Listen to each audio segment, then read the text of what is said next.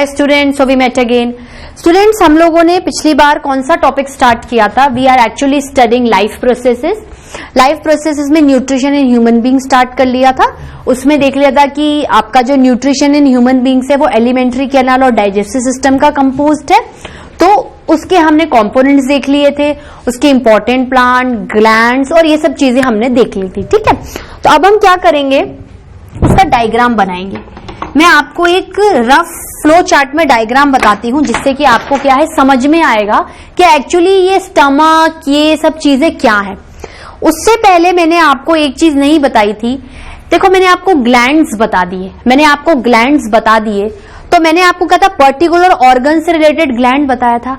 आपके digestive system और elementary canal में एक ये कह सकते हैं कि इंडिविजुअल ग्लैंड्स भी प्रेजेंट होते हैं। एक तो होता है कि कुछ ऑर्गन्स जिनके अंदर सिक्रीशन पावर आ जाती है वो ग्लैंड कहलाते हैं, जैसे माउथ का सलाइवरी, स्टमक का गैस्टर या फिर गैस्ट्रिक ग्लैंड और स्मॉल इंटेस्टाइन का इंटेस्टाइनल ग्लैंड। ठीक है, क्योंकि स्मॉल इंटेस्टाइन तक ही डाइजेशन का काम होता है। तो एंजाइम की अवेलेबिलिटी में सबसे ज्यादा क्या चाहिए, वहां पर चाहिए।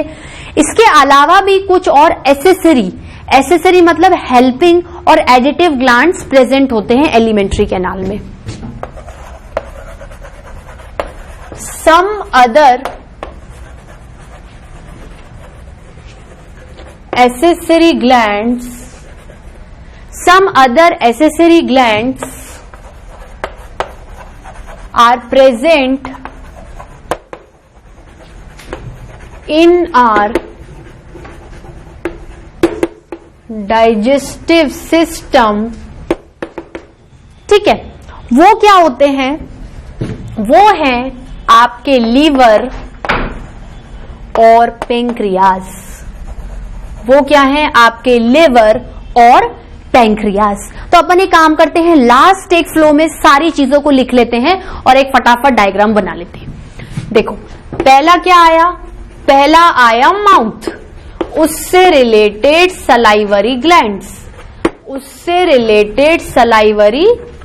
ग्लैंड्स। ठीक है, अब आप बोलोगे कि मैम आपने इन सबका रिलेशन बताया, अभी मैंने इन दोनों के नाम लिखाए हैं, यहां पर जब मैं लिखूंगी तो इनका रिलेशनशिप भी आपको बताऊंगी। ठीक है, माउथ के बाद आता है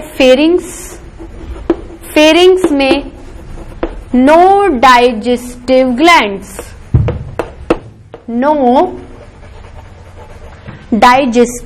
ग्लैंड्स। ठीक है, उसके बाद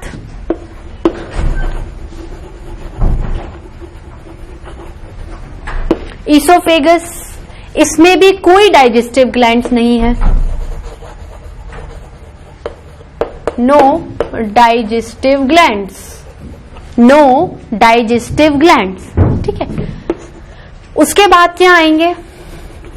उसके बाद आपके स्टमक आएंगे। स्टमक में होगा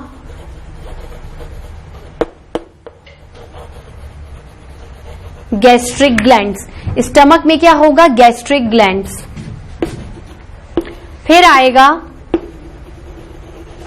स्मॉल इंटेस्टाइन। इन स्मॉल इंटेस्टाइन से ही लगभग रिलेटेड क्या होते हैं? लिवर और pancreas. Liver and pancreas are the most important accessory glands of our alimentary canal, जो खुद में एक ऑर्गन भी है, लेकिन ये क्या करते हैं, एक इटसेल्फ ही, मतलब क्या बोलते हैं कि जैसे स्टमक एक बहुत बड़ा ऑर्गन है तो उसके अंदर ग्लैंड आएगा जब जाके वो ग्लैंड बनेगा। लेकिन लिवर और पैंक्रियास तो क्या है, खुद में ऑर्गन ही है और इंडिविजुअली वो ग्लैंड भी शो करते हैं। तो हल्का सा फर्क है, लेकिन बात क्या है कि ये ऑर्गन्स ही हैं, कंपोनेंट्स ऑफ एलिमेंट्री कैनाल भी हैं और उसकी तरह बिहेव कर रहे हैं, ग्लैंड की तरह, क्योंकि इनमें डाइजेस्टिव एंजाइम्स को सिक्रीट करने की क्या होती है? कैपेसिटी होती है, पावर होती है। ठीक है, फिर क्या आता है आपका स्मॉल इंटेस्टाइन से रिलेटेड इंटेस्टाइनल ग्लैंड्स।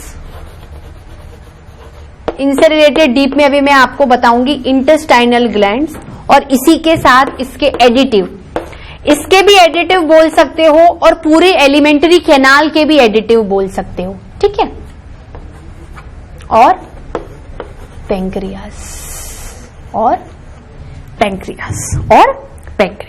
ठीक है स्टूडेंट्स, चलिए अब now we are going to draw the diagram. हमने क्या कर लिया है, प्रॉपरली ये सब पढ़ लिया है।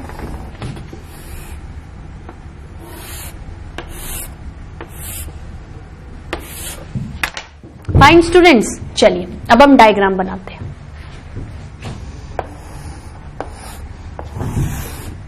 ये मैंने क्या बना लिया, सर बना लिया। क्या बना लिया, सर बना लिया। ठीक है, ये हमने आंख भी बना ली, अंधा थोड़ी बनाएंगे आदमी। ये हमने आंख भी बना ली, ये इसकी नोज है, ये इसका माउथ है, ये इसकी नोज है और ये इसका माउथ है। माउथ में ही क्या आएगी, ओरल कैविटी आएगी। माउथ में ही क्या आएगी, ओरल कैविटी आएगी। माउथ में ही क्या आएगा, ओरल कैविटी आएगी। माउथ एंड ओरल कैविटी के बाद आएगा फेरिंग्स। ये क्या है, फेरिंग्स। अभी डिस्क्रिप्शन नहीं बताया, हो सकता है कुछ नहीं समझ में आ रहा हो, just concentrate on the diagram. यहीं पर डिस्क्रिप्शन समझा के फिर एक एक जो भी है आपको मैं लिखाना स्टार्ट कर दूंगी। ठीक है, नोज एंड माउथ, माउथ में क्या है, ओरल कैविटी है। फिर आता है आपका फेरिंग्स। फेरिंग्स किसमें कन्वर्ट हो जाता है, ईसोफेगस में। किसमें कन्वर्ट हो जाता है, ईसोफेगस में। किसमें कन्वर्ट हो जाएगा, ईसोफेगस में। किसमें हो जाएगा, ईसोफेगस में। मैंने आपको समझाने के लिए ऐसे बताया है, इसमें कोई ऐसे डॉट नहीं होता है। ये आपका ईसोफेगस हो गया। ईसोफेगस फिर एक जे शेप्ड मस्कुलर बैग में कन्वर्ट हो जाता है, जिसको बोलते हैं स्टोमक। जिसको क्या बोलते हैं, स्टोमक। जिसको बोलते हैं स्टोमक। ठीक है, उसके बाद आपका आएगा स्मॉल इंटेस्टाइन स्टार्ट होगा। उसका पहला पार्ट आएगा सी शेप ड्यूडेनम, फिर आएगा कॉल्ड वाला जेजुनम और फाइनली इसका टर्मिनल पार्ट इलियम। ठीक है, कैसे लिखोगे, ये तो है आपका ड्यूडेनम, बीच वाला जेजुनम और ये बिल्कुल टर्मिनल वाला इलियम। टर्मिनल वाला क्या है, इलियम। जैसे स्मॉल इंटेस्टाइन का जो थर्ड पार्ट है वो किसमें कन्वर्ट हो जाएगा, लार्ज इंटेस्टाइन के पहले पार्ट में। क्या आएगा, सीकम। क्या आएगा, सीकम। क्या आएगा, सीकम। इस सीकम के नीचे एक फिंगर लाइक प्रोजेक्शन होती है जिसको बोलते हैं वर्मी फॉर्म अपेंडिक्स। जिसको क्या बोलते हैं, वर्मी फॉर्म अपेंडिक्स। क्या बोलते हैं students, vermi form appendix. Appendix की प्रॉब्लम होती है ना, दर्द होता है पेट में या नीचे की तरफ, वर्मी फॉर्म अपेंडिक्स। ठीक है, उसके बाद देखो आपका पेंक्रियास कहां होता है। पेंक्रियास बिल्कुल ये जो डियोडिनम का सी शेप लूप है ना, ये हेड बना हुआ है ना, इस हेड में फंसा हुआ रहता है। इस हेड में फंसकर एक पत्ती की तरह बाहर निकलता है। बिल्कुल पत्ती की शेप की तरह क्या होता है, आपका पेंक्रियास होता है। ये क्या है, आपका पेंक्रियास। ये क्या है, आपका पेंक्रियास। क्या है students, pancreas.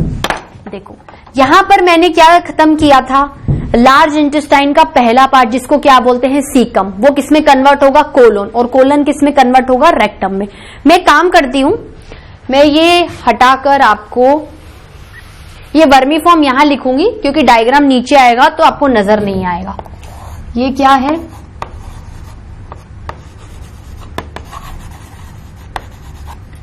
Vermi form appendix. Vermi form appendix. अब क्या होगा, आपका सीकम स्टार्ट, कोलन स्टार्ट होगा। कोलन क्या है, ऐसे ऐसे।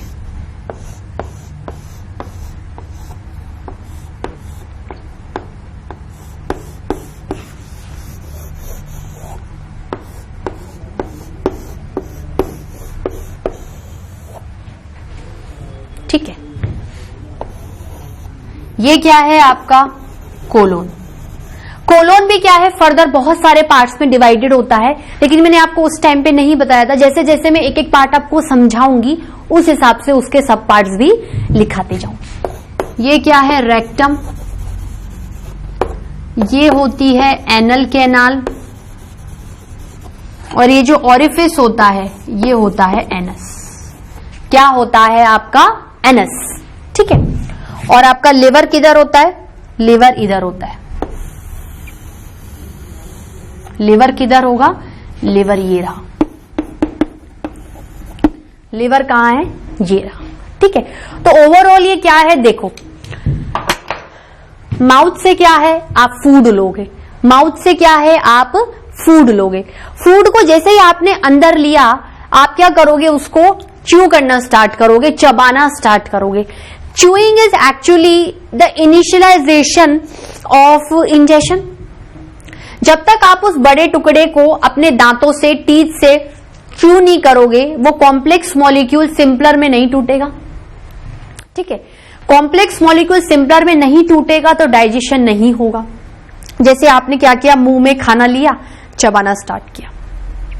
माउथ में क्या क्या कंपोनेंट्स आते हैं, टीथ और टंग। माउथ में क्या क्या कंपोनेंट्स आते हैं, टीथ और टंग। टीथ क्या करेंगे, चबाना स्टार्ट करेंगे। टीथ क्या करेंगे, चबाना स्टार्ट करेंगे।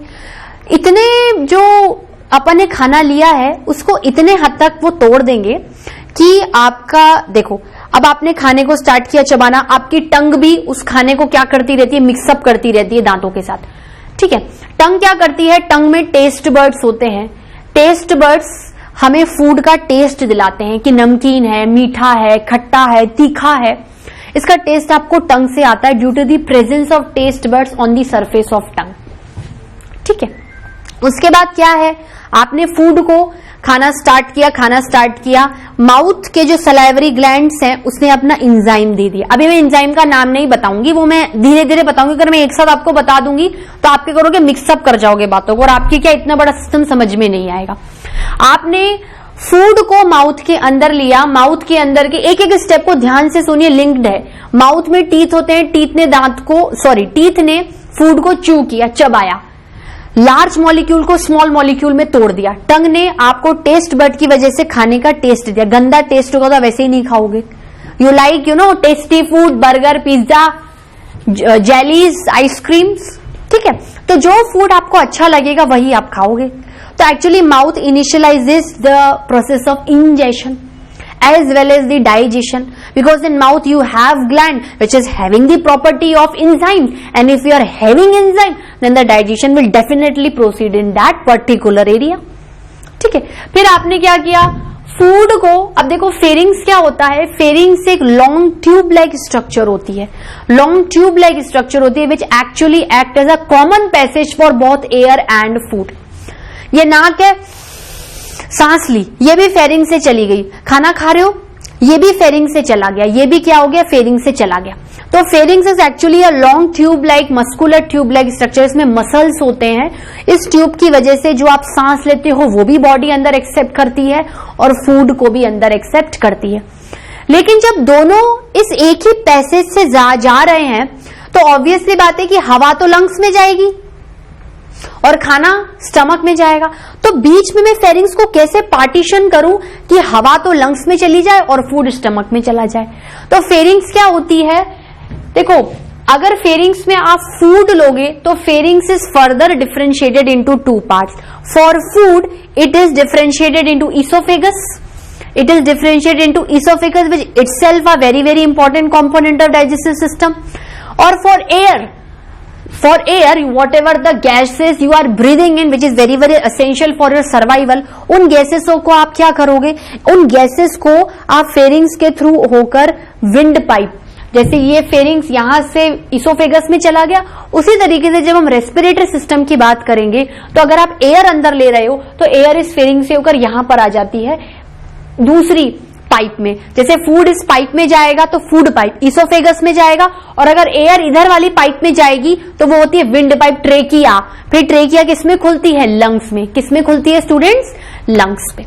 तो ऐसे फेरिंग्स पैसेज तो कॉमन देती है, फिर फर्दर खुद ही क्या करवा देती है, अलग करवा देती है कि फूड को तो डाइजेस्टिव सिस्टम के कंपोनेंट में जाना है और एयर को रेस्पिरेटरी सिस्टम के कंपोनेंट में जाना है। उसके बाद फूड इसोफेगस से निकल के स्टमक में आ जाता है। स्टमक क्या है, एक तरीके से जे शेप्ड मस्कुलर बैग है। स्टमक क्या है, जे शेप मस्कुलर बैग है। एक बात और, फेरिंग सिर्फ फूड को पैसेज देती है, इसमें किसी भी तरीके का डाइजेशन नहीं होता because it is lacking digestive glands, because it is lacking digestive glands.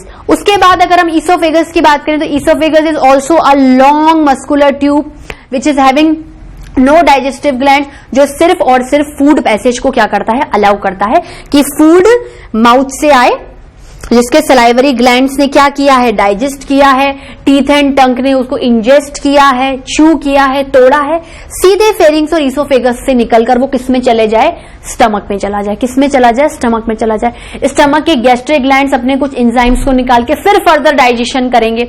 मतलब अगर माउथ में आप मानो कि फूड का अगर थोड़ा सा मैथमेटिकली एग्जाम्पल ले लो कि 30% डाइजेशन कर दिया सलाइवरी ग्लैंड्स के एंजाइम में, तो बाकी का थोड़ा 30-40% कौन कर देता है, स्टमक कर देता है। ठीक है, फिर स्टमक से खाना किसमें आ जाता है, स्टमक से खाना डियोडिनम, जेजुनम और इलियम में आ जाता है, ये व्हाइट वाला पोर्शन। ठीक है, तो जो फर्दर बचा हुआ फूड है, जैसे मान लो 30-40% और बचा हुआ है, वो स्मॉल इंटेस्टाइन में होता है। स्मॉल इंटेस्टाइन में उसके खुद के ग्लैंड्स, भाई स्मॉल इंटेस्टाइन में क्या है, आखिरी पड़ाव है डाइजेशन का, उसके बाद डाइजेशन पॉसिबल ही नहीं है, क्योंकि लार्ज इंटेस्टाइन में आपको कोई डाइजेस्टिव ग्लैंड्स अवेलेबल नहीं है, एनस में कोई डाइजेस्टिव ग्लैंड्स अवेलेबल नहीं है। आपको क्या करना है, आपको स्मॉल इंटेस्टाइन तक सारे खाने को डाइजेस्ट करके इवन एब्जॉर्ब भी करवा देना है ब्लड के अंदर। तो बहुत बड़ा भार है स्मॉल इंटेस्टाइन पे, इतनी छोटा मोटा ऑर्गन नहीं है आपका स्मॉल इंटेस्टाइन। तो होता क्या है, स्मॉल इंटेस्टाइन में आपको क्या है, देखो ज्यादा काम है तो हो सकता है खुद से नहीं होता, तो definitely we are going to take help from others. तो उसके पास दो और कौन से ग्लैंड एसोसिएटेड थे, liver and pancreas, liver and pancreas. Small intestine के बाद भाई यहां से डियोडिनम स्टार्ट है, फिर ये जेजुनम और ये लास्ट वाला ट्यूब वाला स्ट्रक्चर इलियम। भाई डियोडिनम क्या है, डियोडिनम भी एक ट्यूब लाइक स्ट्रक्चर है, पर ये क्या होता है, कॉइल्ड नहीं होता, सिर्फ एक सी बनाता है। उसके बाद जेजुनम खूब सारा कॉइल्ड होकर फाइनली इलियम में खत्म हो जाता है और इलियम सीकम में जुड़ जाता है। तो last part of small intestine actually give birth और मर्ज, वी कैन से मिल जाता है, merge with the first part of large intestine, that is ileum connects with the caecum. ठीक है, ileum is the last part of small intestine and caecum is the very initial और first part of large intestine. ठीक है, ये जुड़ गया, ये आपका इलियम सीकम से जुड़ गया, ये स्मॉल इंटेस्टाइन है, ये लार्ज इंटेस्टाइन है। ठीक है, तो स्मॉल इंटेस्टाइन के खुद के जो ग्लैंड्स होते हैं, इंटेस्टाइनल ग्लैंड्स, वो एंजाइम सिक्रीट करके तो करवाते ही है डाइजेशन, लेकिन लिवर भी ग्लैंड है तो अपने एंजाइम्स को डियोडिनम को देता है, स्मॉल इंटेस्टाइन को देता है, और पेंक्रियाज भी कुछ एंजाइम सिक्रीट करके इसको दे देती है। तो स्मॉल इंटेस्टाइन में जो बहुत सारा बचा हुआ फूड है, भारी काम है डाइजेशन का, वो तीनों मिलकर करते हैं, खुद स्मॉल इंटेस्टाइन के intestinal gland, liver and pancreas. ठीक है स्टूडेंट्स, इसको अच्छे से देख लीजिए, डायग्राम नोट डाउन कर लीजिए, फिर हम एक एक कंपोनेंट को पढ़ते हैं। लिखिए स्टूडेंट्स, नोट डाउन किया, चलिए अब देखो, आपको लगभग टर्मिनोलॉजीज क्या है सबकी समझ में आ गई है। टर्मिनोलॉजीज क्या है सबकी समझ में आ गई है। अब अपन क्या करेंगे, अब अपन इनके बारे में एक एक को पढ़ेंगे।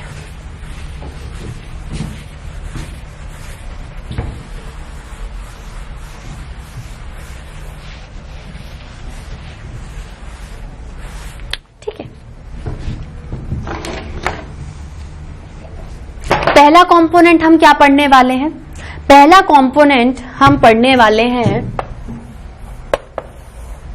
माउथ या फिर ओरल कैविटी। उसमें हम सबसे पहले पढ़ेंगे माउथ। माउथ क्या होता है, माउथ मतलब ये स्लिट लाइक ओपनिंग, ये क्या है, एक खुली जगह है ना, हमारा मुंह क्या है, खुली जगह है, which is bounded by lips, this is upper lip, this is lower lip. तो ये मुंह है, ये कैविटी नहीं है, ये क्या है, आपका मुंह है। ठीक है, तो क्या लिखूंगे students,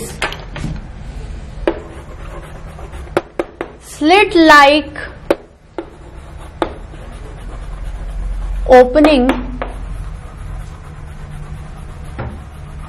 bounded by the lips। ठीक है, bounded by the lips, that is upper lip and lower lips. Upper lip and lower lip लिखेंगे। ठीक है, बहुत सारे नहीं है तो upper lip and lower lip. अब देखो ओरल कैविटी क्या होती है,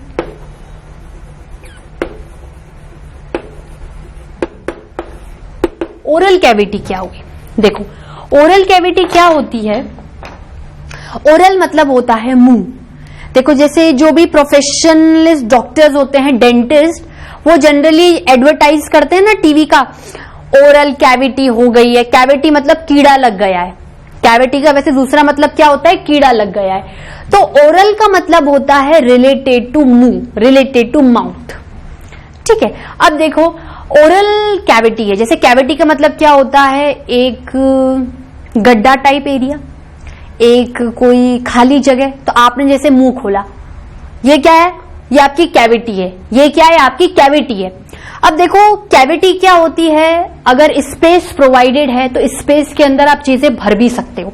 तो आपकी इस मुंह के अंदर आपको ओरल कैविटी के अंदर क्या दिखता है भाई? एक तरीके से आपका माउथ के एक्सटर्नल ओरल कैविटी, और ओरल कैविटी प्रॉपर क्या है? इंटरनल पार्ट ऑफ माउथ, जो आप खोल के देखोगे उसके अंदर क्या क्या आते हैं? ये पिंक पिंक मसूड़े, इनको क्या बोलते हैं? गम्स। इसमें घुसे हुए क्या है? आपके दांत। ऊपर का जबड़ा, नीचे के जबड़ा, सब में क्या है? दांत। और एक क्या है? आपकी टंग है। क्या है? आपकी टंग है। तो क्या बोलूंगी?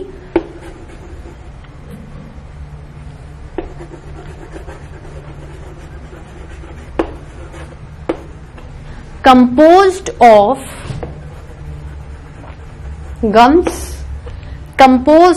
gums, teeth and tongue, teeth and tongue। ठीक है, अब गम्स क्या होते हैं? ये सॉफ्ट टाइप के क्या होते हैं? एक स्किन बोल सकते हैं, टिश्यू बोल सकते हैं। तो हम क्या कह सकते हैं? Gums, it is a simple pinkish skin, simple pinkish skin, pinkish skin. और आपके मसूड़ों में क्या धसे हुए रहते हैं? आपके दांत धसे हुए रहते हैं। तो pinkish skin having teeth, having teeth. अच्छा, अब दांत क्या होते हैं? दांत हमारे फूड को च्यू करने में, चबाने में मदद कर लेते हैं। और चबाना एक्चुअली इनिशियलाइजेशन है इंजेशन का, कि आपने खाना मुंह में ले लिया है, अब आप इसे चबाना स्टार्ट करोगे, डाइजेस्ट करोगे। तो actually chewing by the teeth is the initialization of both ingestion as well as digestion. क्योंकि आप पहले पॉइंट पर हो ना, एलिमेंट्री कैनाल के बिल्कुल फर्स्ट पॉइंट पर हो। तो टीथ क्या है? Helps in chewing food। ठीक है, टंग में काम करती हूं, नीचे लिख देती हूं क्योंकि डिस्क्रिप्शन अभी और भी है। ठीक है, विच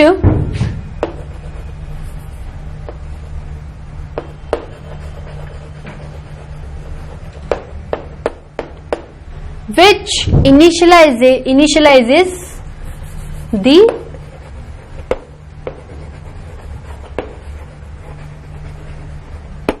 ingestion or digestion process, ingestion and digestion process। ठीक है, अब देखो दांत होते हैं, दांत कितने कितने प्रकार के होते हैं, ज्यादा डीप में नहीं जाना। देखो हमारे पास क्या है, 4 वेराइटीज अवेलेबल है दांतों की। ठीक है, इंसाइजर से आगे वाले, ये इधर क्या होते हैं, दिखाने के दांत होते हैं। ठीक है, ये क्या करते हैं, आगे से ऐसे कट करने के, एप्पल को कट करना है तो इंसाइजर यूज फॉर कटिंग। ठीक है, अब इंसाइजर्स क्या 4 होते हैं, ये आगे के 2 बड़े सेंट्रली, और इससे बिल्कुल साथ में सटे हुए लेटरल वाले laterally, central incisors and lateral incisor. Simple आप इंसाइजर समझिए। उसके बाद तीखे वाले, शेर के दांत देखे कैसे बाहर की तरफ निकले रहते हैं तीखे, जिससे वो फ्लैश को एकदम फाड़ता है, उसको बोलते हैं कैनाइन्स। उसको क्या बोलते हैं, कैनाइन। जनरली जो नॉन वेजिटेरियंस होते हैं, फ्लैश को फाड़ने टीयर करने के लिए दे यूज कैनाइन्स। तो incisors for cutting and canines for tearing. फिर आपके पीछे आते हैं 2 प्रीमोलर्स। प्रीमोलर्स, कैनाइन्स और मोलर्स के बीच में प्रीमोलर। प्रीमोलर मतलब मोलर से पहले। प्रीमोलर जनरली कटिंग, थोड़ा टीयरिंग भी, क्योंकि ये कैनाइन्स और मोलर्स के बीच के हैं, तो थोड़ा फंक्शन कैनाइन से भी उठाएंगे, थोड़ा फंक्शन मोलर से भी उठाएंगे। और पीछे के बड़े दांत मोलर, वो चबाने के, चूइंग, प्रॉपरली चूइंग। ठीक है, रोटी को भले ही आप आगे से तोड़ो, लेकिन चू करके निगलोगे कहां पर, मोलर से ही ना। ठीक है, तो 4 तरीके के टीथ कौन से हुए,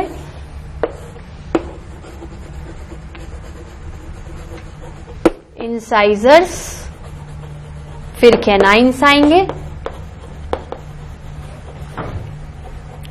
फिर प्रीमोलर्स आएंगे, फिर मोलर्स आएंगे। ठीक है, इंसाइजर्स किसके लिए हैं? कटिंग के लिए। कैनाइन्स किसके लिए हैं? आपके लिए। आप कैनाइन से क्या कर रहे हो? टीयर करोगे, टीयरिंग। ठीक है, प्रीमोलर्स से भी आप लगभग च्यूइंग ही करते हो, लगभग ऐसे तो टीयर भी करोगे, लेकिन मोस्टली फंक्शन मोलर्स का होता है, और मोलर्स का भी क्या होता है? च्यूइंग करोगे। ठीक है, फिर क्या आता है? तीसरा आता है टंग। तीसरा क्या आता है? टंग। पहला क्या आ रहा था? गम्स, फिर टीथ, फिर टंग। टंग क्या करता है? खाने का टेस्ट बताता है, सॉल्टी है, शुगरी है, या खट्टा है, सोर है, कड़वा है, या बिटर है। क्योंकि टंग की या आपकी जीभ की सरफेस के ऊपर छोटे छोटे से कलियों की तरह, बर्ड्स की तरह छोटे छोटे दाने प्रेजेंट होते हैं, जिन्हें टेस्ट बर्ड्स बोलते हैं। दीज बर्ड्स, उनके पास क्या इतनी एफिशिएंसी, जैसे कोई सॉल्ट बताएगा, कोई बिटर बताएगा, तो टंग क्या करती है? आपको खाने का टेस्ट बताती है। ठीक है, तो टंग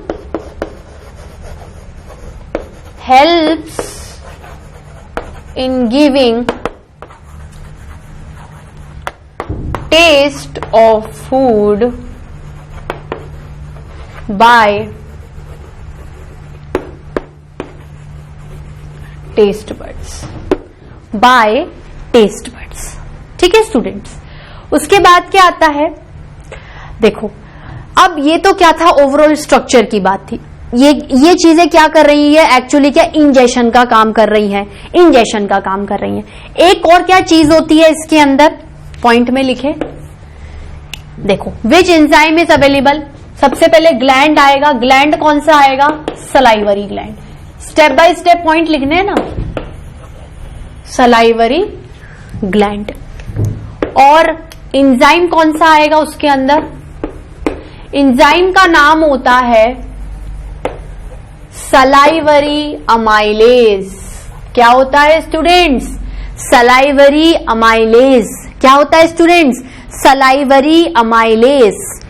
अब मुझे एक बात बताओ, अमाइलेज का मतलब क्या होता है? मैंने आपको क्या बोला था? फूड में मेजर आप 3 कंपोनेंट पचाओगे, कार्बोहाइड्रेट, फैट और प्रोटीन। अमाइलेज एंजाइम का नाम है। एंजाइम्स के हमेशा सफिक्स में एज आता है। एज का मतलब होता है लाइसिस, काटना, कट करना। तो अमाइलेज मतलब क्या कट करेगा? फूड को कट करेगा, फूड के कार्बोहाइड्रेट वाले पार्ट को कट करेगा। फूड में जब हम कार्बोहाइड्रेट लेते हैं तो फूड अगर कॉम्प्लेक्स फॉर्म में होगा तो कार्बोहाइड्रेट का भी कॉम्प्लेक्स फॉर्म ही लोगे। कार्बोहाइड्रेट का कॉम्प्लेक्स फॉर्म होता है पॉलीसेकेराइड, जिससे अमाइलेज डाइजेस्ट करके किसमें तोड़ देता है? Simple absorbable form. मतलब पॉलीसेकेराइड किसमें टूट जाएगा? मोनोसेकेराइड में। पॉलीसेकेराइड किसमें टूट जाएगा? मोनोसेकेराइड में। भाई फूड का complex form simpler form, food के अंदर का कंपोनेंट कार्बोहाइड्रेट, उसका कॉम्प्लेक्स फॉर्म पॉलीसेकेराइड, उसका सिंपलर फॉर्म क्या होगा? मोनोसेकेराइड। तो पॉलीसेकेराइड किसमें टूटता है? मोनोसेकेराइड में। किसमें टूटता है स्टूडेंट्स? मोनोसेकेराइड में। ठीक है, तो हम लोग क्या कह सकते हैं कि आपके मुंह में फूड का डाइजेशन स्टार्ट होता है, लेकिन उसके अंदर भी कार्बोहाइड्रेट का, क्योंकि माउथ में कार्बोहाइड्रेट को डाइजेस्ट करने के लिए एंजाइम क्या होते हैं स्टूडेंट्स? अवेलेबल होते हैं। तो अमाइलेज डाइजेस्ट कार्बोहाइड्रेट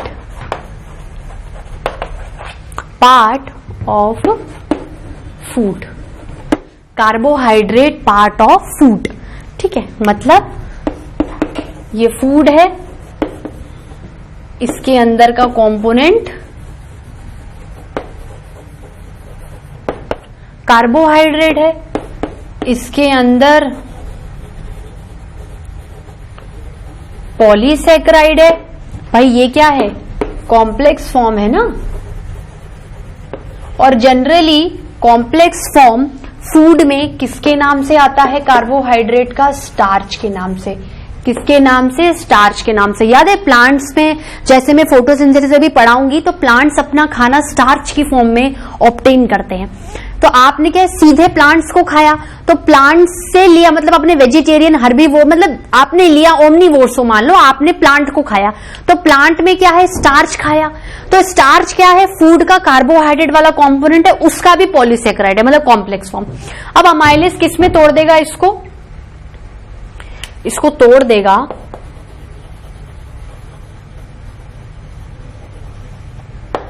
मोनोसेकेराइड्स, जो कि क्या है? इसका सिंपलर फॉर्म है।